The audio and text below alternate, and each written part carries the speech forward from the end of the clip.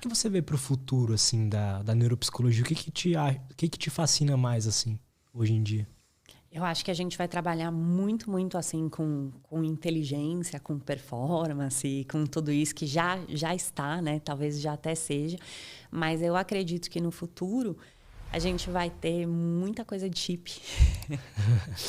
Acho que sim. Talvez eu não esteja viva para ver, mas acho que bastante coisa a gente tem bastante na parte da neuro.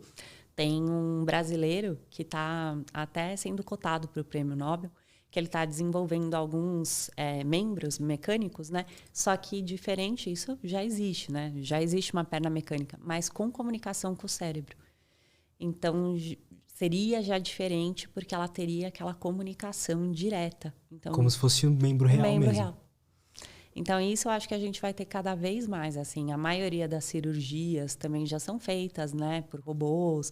Então, você já, né, muitas vezes você faz a cirurgia pelo nariz, você não precisa mais abrir o crânio quando é possível isso. Então, você entra por outras vias para você poder manipular o cérebro. Então, eu acho que a gente vai muito por esse lado, assim, de tentar invadir menos, né, e solucionar mais. E principalmente com tecnologia. Acho que a tecnologia vai fazer cada vez mais parte do nosso dia a dia. Porque é isso, né? Reabilitação neuropsicológica já é um aplicativo. Já é um programa que os caras usavam lá na Suécia. E que veio para o Brasil. E que é o mesmo programa que os caras usam no Japão. É o mesmo. A mesma coisa que o japonês usa é o mesmo treinamento que você faz aqui.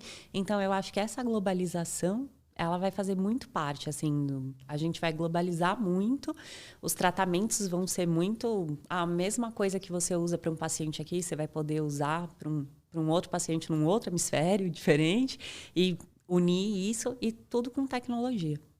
Interessante. Você acha que pode existir um mundo onde tecnologia e tudo isso esteja jogando contra a gente pelo menos na parte neuropsicológica, assim? Então, por exemplo, rede social, tem muita gente que fala que atrapalha a tua atenção, você fica mais disperso e tudo mais. Como é que você enxerga isso? Tem estudo, isso é de verdade mesmo, mostrando que essa última geração é a primeira geração de todos os tempos que tem o QI menor do que o dos pais. Porque desde que se começou a estudar, a medir QI, sempre o seu QI, o QI do seu bisavô, era menor do que o do seu avô. E o do seu avô menor do que o do seu pai. E do seu pai menor do que o seu. Por quê? Um pouco por conta da nossa nutrição, que ela foi melhorando, a nossa medicina foi melhorando, as nossas condições de saneamento. E tudo isso ajudou com que a gente tivesse mais aprendizagem, enfim, com que a gente fosse melhorando. Essa geração, por conta desses vícios, né? Porque aí a gente está falando de uma geração viciada em eletrônicos, realmente elas deixaram de usar algumas funções cerebrais, né? Então, assim, se você pensar antigamente, você tinha um número de todo mundo de cabeça. É que você não é muito dessa geração. Mas a gente sabia o número de todo mundo. Hoje em dia, você não sabe. Quando a gente ia numa festinha, quando eu tinha 18 anos, assim, você não tinha caminho. Você pegava um guia, aí você olhava lá a rua e você ia na cara e na coragem. Você ia se perdendo, você ia não sei como, mas você sabia andar na cidade, porque você aprendia. E hoje em dia, às vezes você vai várias vezes, e eu não estou falando de mim também, porque eu trabalho no hospital e durante um ano, eu fui com o Waze para o hospital. Aí um dia eu falei, nossa, deixa eu ir sem o Waze, acho que eu já sei, né? Conseguiu? Sim. Depois de um ano, né? E antes não, em um dia você aprendia, porque ou você aprendia, senão você não ia voltar no dia seguinte, você tinha que trabalhar, então você fazia, então você usava muito. E em contrapartida, tem outras habilidades que eles têm, por exemplo, o dedão, eles conseguem movimentar o dedão com mais agilidade por conta de escrever mensagem. Então isso já é comprovado, se você for medir a habilidade ali, eles conseguem digitar mais rápido, porque eles já nasceram. É engraçado, né? Você pega um bebezinho e o bebezinho faz sabe. Assim. É incrível. Eu já vi um bebê pegando uma foto impressa e fazendo assim, pra dar zoom. É uma coisa impressionante, assim. E você fala, quem que ensinou? Ninguém, né? Nasceu. É incrível. Às vezes, quando eu tenho um pacientinho pequeno, um menininho me mostrou lá na calculadora um negócio, ele fala assim, você, não sei o quê, você sabia que quando você... Eu falei assim, nossa, não. Como você sabia? Ele fala assim, eu vi isso, porque eles fuçam.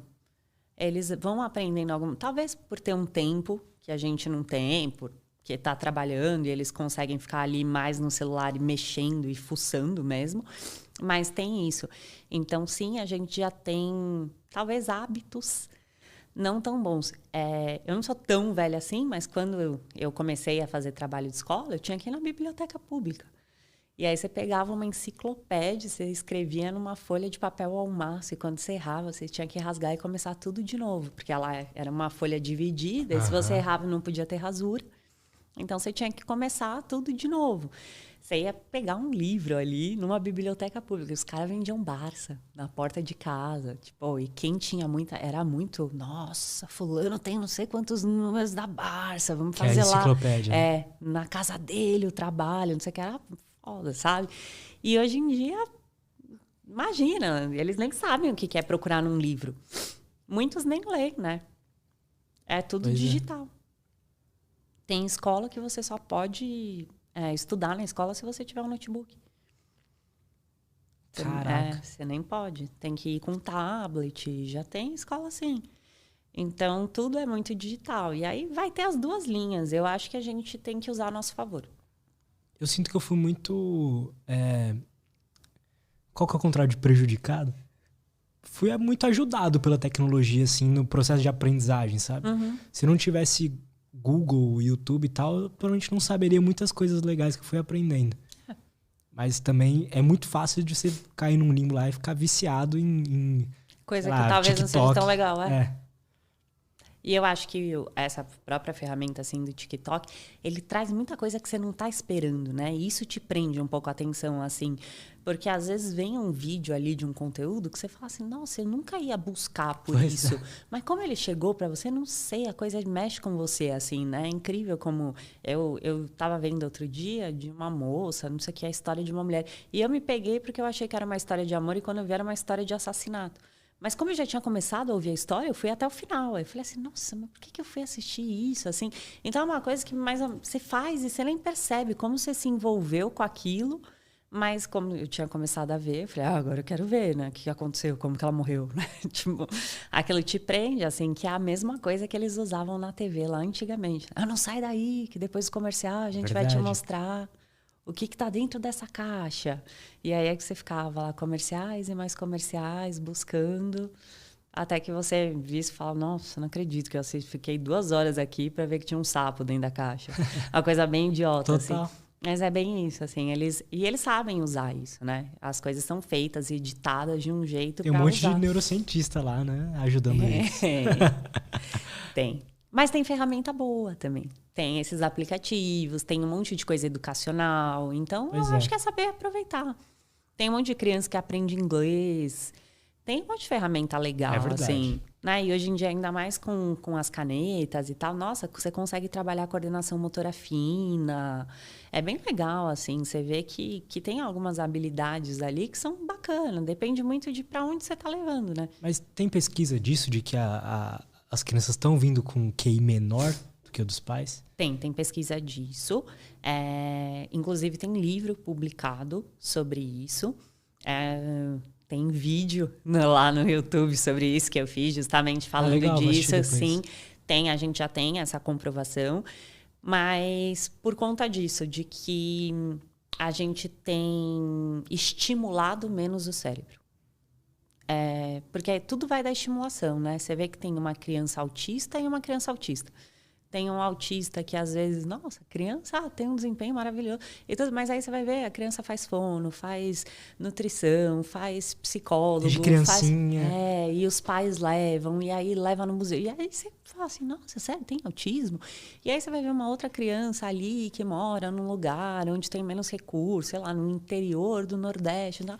A criança, às vezes, tem dificuldade de falar. E aí você fala, nossa, mas meu primo tem autismo e, ele fala tudo, ele tem canal no YouTube e tal. Mas é isso, né? Muito o que você está estimulando o seu cérebro. Então, as pesquisas têm mostrado isso, assim, que as pessoas estão estimulando menos. Você usa menos a memória, você usa menos a atenção. Você não tem muita paciência, né? Pois é. Minha cunhada fez um comentário legal a esse respeito na hora do almoço. Ela falou que para ela o WhatsApp demorou para lançar a versão 3x. Porque, quando ela olha e vê que o áudio tem 2 minutos, ela já fala, nossa, 2 minutos. E é isso, né? Confesso que eu tenho isso também. A gente, hoje em dia, a gente não tem paciência, né?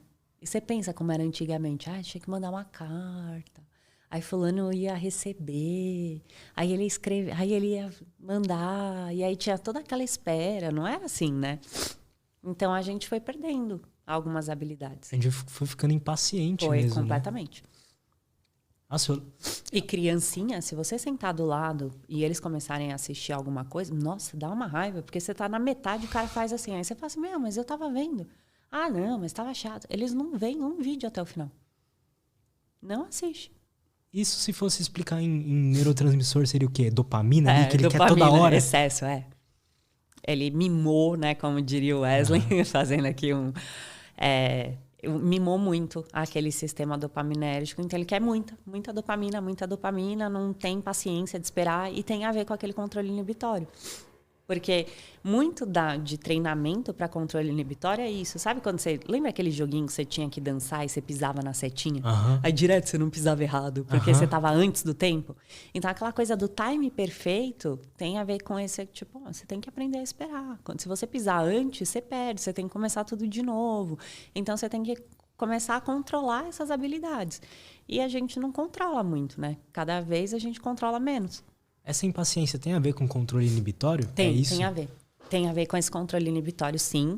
E é bem variável. Tem gente que tem, assim, muito controle inibitório, muito controle emocional. A pessoa, às vezes, ela pode estar por dentro explodindo, mas ela se mantém calma, ela consegue, né, manter uma linha de raciocínio.